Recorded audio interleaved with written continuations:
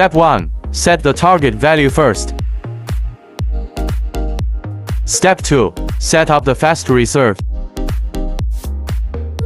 Fast steps. Slow reserve.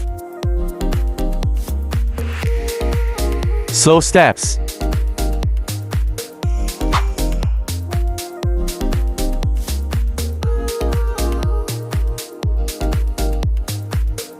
Step 3. Click the start.